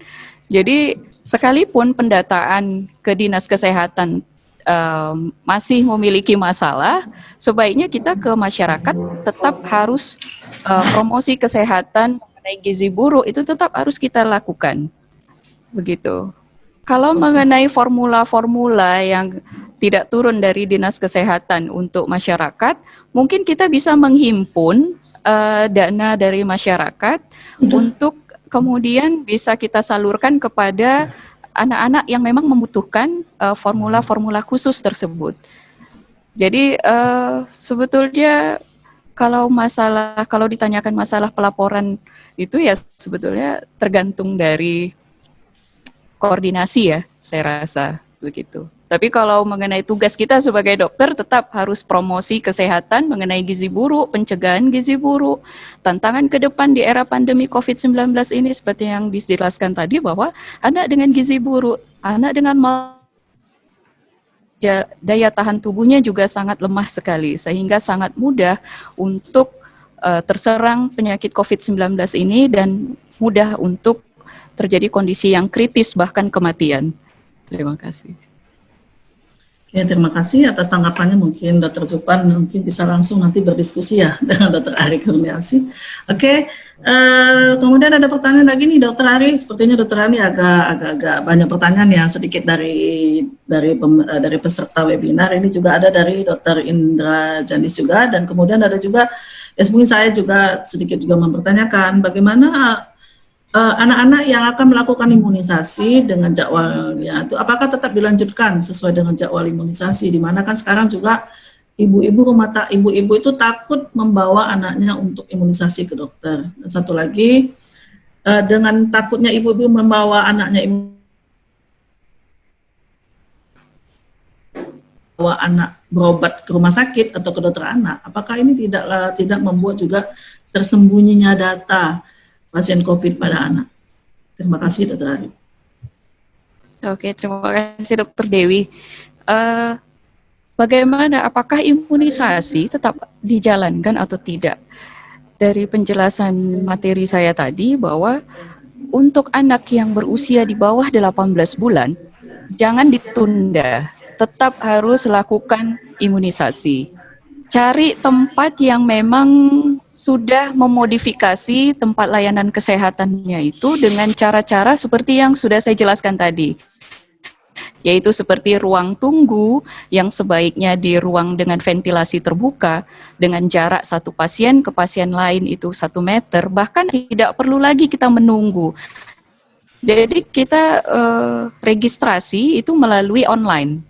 Anak tetap berada di mobil, sampai kemudian giliran si anak itu datang, baru anak itu nanti dibawa masuk untuk diperiksa berat badan, tinggi badan, tumbuh kembangnya, baru kemudian dilakukan penyuntikan imunisasi. Jadi bahkan untuk pertanyaan-pertanyaan ibunya pun itu kita melalui konsultasi via online. Cari tempat-tempat seperti itu di kota tempat kita berada. Jadi pasti ada, karena sekarang banyak tempat layanan kesehatan yang sudah memodifikasi dengan berbagai kreativitas untuk supaya anak-anak yang datang imunisasi itu aman. Aman untuk petugas kesehatan, aman juga untuk si anak. Begitu. Bahkan ada yang ruang tunggunya juga harus dipisah. Kalau kemarin-kemarin mungkin ruang tunggunya tidak dipisah antara anak sakit dengan anak sehat.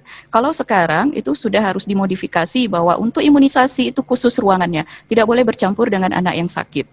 Dan tenaga kesehatan yang melakukan imunisasi itu pun juga harus menggunakan APD seperti yang sudah saya jelaskan tadi. Menggunakan masker surgical, menggunakan face shield, kemudian menggunakan gaun khusus, menggunakan sarung tangan, dan sesuai dengan protap yang diberlakukan. Jadi jangan sampai menunda imunisasi, karena kalau sampai menunda imunisasi, itu sangat kita khawatirkan sekali terjadi double outbreak. Kalau seandainya terjadi double outbreak, justru yang kita khawatirkan nanti tingginya kematian pada anak justru dengan penyakit-penyakit yang bisa dicegah dengan imunisasi ini tadi. Sehingga inilah tantangan di era pandemi kita ini. Jadi saya ingatkan jangan menunda imunisasi, carilah tempat imunisasi yang memang sudah seperti yang saya jelaskan tadi pada slide presentasi saya. Oke, terima kasih Dr. Ari. Ada satu lagi pertanyaan Dr. Ari, mohon maaf ini mungkin anak ya Dokter, ini agak-agak sensi memang ini anak-anak ini, karena tadi disebutkan di akhir bahwasannya negara yang baik adalah negara yang melindungi anaknya. Kemudian ada pertanyaan ini, bahwasannya Dr. Aman, Ketua IDAI Pusat, itu memundurkan jadwal sekolah ya, atau memundurkan kalau bisa new normal untuk anak atau amatir sekolah itu sampai Desember. Itu kira-kira ada tidak kenapa harus dimundurkan seperti itu? Karena kan sekarang juga akan masuk semester baru di bulan Juli ya Dr. Ari. Mohon Dr. Ari memberi tanggapannya. Baik, terima kasih Dr. Dewi. Pertimbangan dari Ketua Umum Ikatan Dokter Anak Indonesia sendiri untuk tatap muka di sekolah itu diundurkan sampai bulan Desember, dan itu pun juga dilihat situasinya. Jadi tidak memastikan untuk di bulan Desember, kita masih lihat situasi lagi. Itu kenapa? Karena di era sekarang ini, untuk saat-saat sekarang ini justru terjadi peningkatan kasus yang cukup banyak untuk pasien anak sendiri, yang bahkan mungkin untuk negara-negara lain itu pasien anak itu sangat sedikit sekali. Nah, itu sangat berbeda dengan kita di Indonesia. Data kebetulan karena saya masuk di tim relawan untuk dokter anak dari IDAI Sumut, jadi setiap hari itu selalu ada saja anak yang masuk di rumah sakit rujukan kita dengan hasil swab yang positif. Jadi awalnya itu anak-anak itu dideteksi sebagai COVID-19 itu karena orang tuanya yang memang positif. Baru kemudian anak-anaknya dilakukan pemeriksaan swab juga. Data saat ini itu memang masih belum memuaskan. Sehingga memang diharapkan sekali untuk testing massal pada anak. Karena sampai saat ini itu belum ada testing massal untuk anak. Begitu, Dr. Dewi. Oke, terima kasih Dr. Ari Kurniasi. Ini kemudian ini kita beralih ke Prof. Ismet. Ada beberapa pertanyaan untuk peserta dari Prof. Ismet. Dari Dr. Jensen di Medan. Pertanyaan buat Dr. Ismet, apakah semua dokter gigi di Sumut itu sudah mengikuti protokol pengamanan secara lengkap sewaktu memeriksa pasien? Ya, silakan, terima kasih. Prof. Ya. Terima kasih, Dr. Dewi. Kalau pertanyaannya adalah apakah seluruh dokter gigi gigi di Sumut. Kalau pertanyaannya adalah apakah seluruh dokter sudah mengikuti protap, terus terang saya tentu tidak mempunyai data untuk hal itu. Tetapi baik oleh Kementerian Kesehatan maupun oleh Persatuan Dokter Gigi Indonesia itu sudah dianjurkan ya kepada seluruh dokter gigi dimanapun, tidak hanya di Sumut, dimanapun dalam melakukan perawatan. Yang pertama, perawatan dokter gigi itu untuk sementara pada waktu itu ditunda kecuali kasus-kasus yang emergensi. Nah, apakah dalam melakukan perawatan kasus-kasus emergensi ini semuanya sudah mengikuti protap? Tentu pada kesempatan ini saya juga menghimbau ya kepada para dokter gigi untuk mengikuti protap itu. Tapi tentu saya tidak mempunyai data-data apakah seluruhnya sudah mematuhi himbauan tersebut. Terima kasih Dr. Dewi. Oke, terima kasih Prof. Mungkin ini ada pertanyaan lagi Prof. Ada sekitar 1 atau 2 pertanyaan ini pastinya dari nakes atau dari masyarakat, dari peserta Dok. Mohon izin bertanya kepada Prof. Ismet, apakah pemakaian produk gargle seperti Listerine yang mungkin yang beredar ya Dok di pasaran, itu dapat menghancurkan coronavirus yang masuk melalui mulut? Terima kasih. Silakan Prof. bisa dijawab. Ya, pemakaian produk gargle itu sebetulnya salah satu usaha preventif ya. Sebagaimana kita maklumi, dengan usaha-usaha preventif ini diharapkan melekatnya atau menempelnya virus itu di rongga mulut dapat terhindar. Sebagaimana kita juga melakukan cuci tangan ya. Kita melakukan cuci tangan juga dimasukkan dengan hal yang sama. Kemudian dianjurkan juga kita agar tidak memegang wajah ya dan mukosa di sekitar wajah kita. Barangkali ini salah satu upaya preventif lah untuk mencegah menempelnya virus tersebut. Oke, ada lagi satu Prof, pertanyaan ini dari peserta. Jadi kan tadi disebutkan di slide bahwasannya ada hal tertentu yang harus bahwa pasien itu bisa datang ke dokter gigi. Jadi kira-kira Dok, kalau dengan kondisi yang tadi seperti tadi, misalnya nyeri yang tidak tertahan, adanya gusi bengkak, kira-kira hal-hal apa yang harus dipersiapkan oleh pasien di rumah pada saat ingin berkunjung ke dokter gigi tersebut? Ya, tadi sudah saya jelaskan, yang pertama itu kita juga perlu melakukan screening ya. Jadi sebagaimana Dr. Ari menjelaskan tadi, sebaiknya keluhan-keluhan tersebut dikomunikasikan terlebih dahulu sebelum pasien itu masuk ke dalam ruang klinik. Nah, dengan melakukan screening di luar ke ruang klinik, apa yang menjadi keluhan utama pasien, ya, kemudian kondisi pasien, mungkin ada hal-hal perawatan yang pasien tidak perlu masuk ke ruang klinik untuk perawatan, ya. Dan kita mesti bisa melakukan dengan komunikasi itu memberi anjuran obat-obatan atau tindakan-tindakan perawatan yang bisa dilakukan oleh pasien. Saya kira demikian Dr. Dewi. Oke, terima kasih Prof. Ini ada satu lagi Dr. Aris Yudarisa, pertanyaan dari peserta. Mungkin pertanyaannya ini agak-agak ini ya Dok. Sesuai dengan topik kita ini, yaitu masalah, tantangan, dan solusi. Ya, topik kita hari ini webinar itu adalah tentang masalah, tantangan, dan solusi tentang COVID-19. Jadi kira-kira dengan banyaknya masyarakat yang bebal, ya seperti ada istilah OJK ya, saat ini yang tidak mau mengikuti protokol kesehatan, bahkan sudah membuat new normal sendiri. Jadi apakah solusi untuk itu? Karena peserta ini menyatakan kalau tidak berubah bagaimana kondisi kita bisa membaik, seperti itu. Bagaimana Dr. Aris dari sana namanya? Ya, terima kasih Dr. Dewi ya.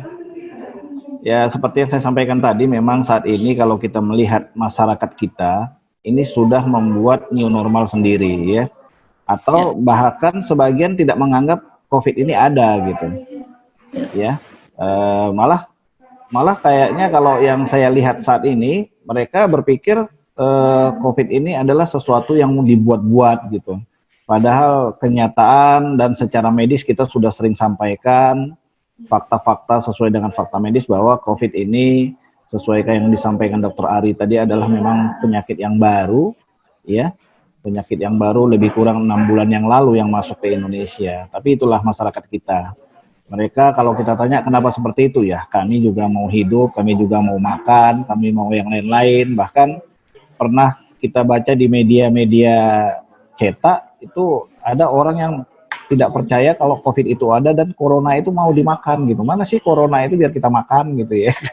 Nah, ini hal-hal seperti inilah sebenarnya menjadi tugas kita jadi Dokter Dewi. Ya, jadi bukan hanya tugas tenaga medis yang saat ini menjadi benteng terakhir, tapi menjadi tugas kita seluruh masyarakat. Bagaimana kita itu bisa mengedukasi masyarakat biar paham lah. Ya, kalau kami di gugus tugas percepatan penanganan COVID Sumatera Utara ini selalu berkoordinasi dengan para aparat penegak hukum. Tapi kan nggak mungkin kita memberikan punishment kepada masyarakat kita sendiri hanya karena ketidaktahuannya tentang sesuatu gitu. Ya, tapi secara edukasi kita terus, ya bahkan kalau kita lihat banyak sekarang petugas-petugas yang turun ya, yang turun ke pasar-pasar untuk menyampaikan edukasi-edukasi terkait dengan COVID-19 ini ya. Sebagai informasi bahwa resiko yang kita dapat juga cukup besar ya. Seperti kita ketahui sekarang Dokter Dewi, itu petugas-petugas kami yang selama ini terus bersosialisasi di pasar-pasar itu beberapa sudah terkonfirmasi positif. Ya, kita ketahui saat ini pasar ini menjadi tempat klaster-klaster baru kan terhadap penyebaran COVID karena pedulian masyarakat terhadap pasar-pasar ya. Seperti kita ketahui kemarin di Jakarta itu ada beberapa titik yang pasar menjadi klaster-klaster yang baru. Ya, bukan tidak mungkin kalau di Sumatera Utara khususnya di Medan ini juga. Saya kira pasar juga akan menjadi klaster-klaster baru kalau kita terus tidak peduli. Saya pikir demikian, Dr. Dewi. Ya, terima kasih Dr. Aris. Memang itu yang dari kita kalau pihak medis kita menakutkan ada timbulnya klaster-klaster baru daripada coronavirus ini. Kemudian ada pertanyaan ditujukan ke Dr. Ari. Dr. Ari, ini ada pertanyaan dari Bapak Yanhar. Bagaimana cara yang efektif yang dilakukan orang tua dalam menjaga psikologi anak, karena anak ini kan harus stay at home.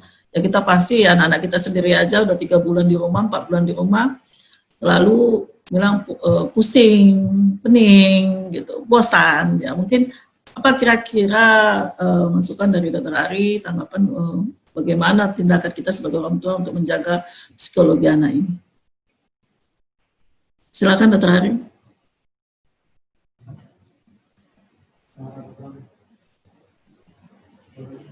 Dr. Ari mungkin mikrofonnya di unmute dulu, Dr. Ari, mic-nya di unmute dulu, diklik dulu. Oke. Iya. Oke, terima kasih Dr. Dewi.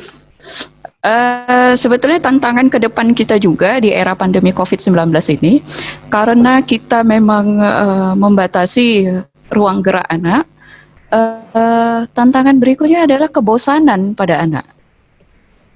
Kebosanan pada anak dan ada gangguan psikis paling tidak pada anak. Nah, bagaimana cara kita menyikapi hal ini? Ya tentunya dengan menghibur otomatis.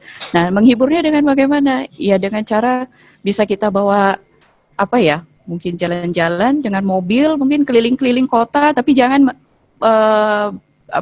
singgah ke keramaian. Jangan singgah ke mall. Karena mall sekarang udah buka kan, kalau bisa jangan. Sekalipun anaknya menuntut menangis-nangis, minta kalau bisa jangan, ditahan. Begitu. Intinya jangan bawa anak di tempat dengan keramaian. Jadi bisa bawa jalan-jalan, kita lihat situasi, kalau memang situasinya itu hanya harus di mobil saja, ya sudah, tidak apa-apa di mobil saja. Dan kita beri pemahaman dengan bahasa yang mungkin bisa dipahami oleh anak sesuai dengan usianya. Nah, itu bukan suatu hal yang mudah tentunya. Ya, kita mencobalah untuk memberikan pemahaman kepada anak bahwa kondisi yang sekarang ini itu berbeda dengan kondisi sebelum-sebelumnya. Dan juga jangan memberikan pemahaman yang terlalu berlebihan juga, karena nanti akan menimbulkan ketakutan yang sangat bagi anak. Sehingga itu nanti pada akhirnya membuat dia jadi mimpi buruk. Juga tidak seperti itu. Jadi ya pintar-pintarnya orang tua ya untuk menyikapi hal ini. Karena memang sudah dibahas itu bahwa tingkat kebosanan anak cukup tinggi untuk saat sekarang ini. Demikian. Oke, terima kasih. Baiklah, terima kasih kembali kami ucapkan pada 3 narasumber webinar kita, yaitu Prof. Ismet, Dr. Ari Kurniasi, dan Dr. Aris Yudariansah, dikarenakan oleh waktu yang membuat kita harus berpisah dalam pertemuan webinar ini, walaupun saya rasa masih banyak pertanyaan-pertanyaan yang ada di kepala kita untuk dipertanyakan, tapi oleh karena waktu, nah saya berusaha mengambil kesimpulan yang saya ambil dari topiknya atau dari poin-poinnya materi Prof. Ismet, yaitu bijaksana, ilmu, dan iman. Artinya dalam menghadapi pandemi COVID-19 ini, kita harus mampu memadukan antara kita harus bersifat bijaksana, memerankan ilmu, menggunakan ilmu, dan juga iman. Jadi ketiga ini harus kita terapkan, dan kemudian marilah kita bersama-sama melindungi keluarga kita, melindungi orang sekitar kita, juga melindungi orang-orang yang berdekatan dengan kita dengan menggunakan masker, selalu mencuci tangan, dan selalu menjaga jarak. Baiklah, untuk selanjutnya acara webinar saya serahkan kepada membawa acara, yaitu Dr. Sinta Veronica. Pada Dr. Sinta Veronica, terima kasih. Saya akhiri dengan wabillahi taufiq wal hidayah. Assalamualaikum warahmatullahi taala wabarakatuh.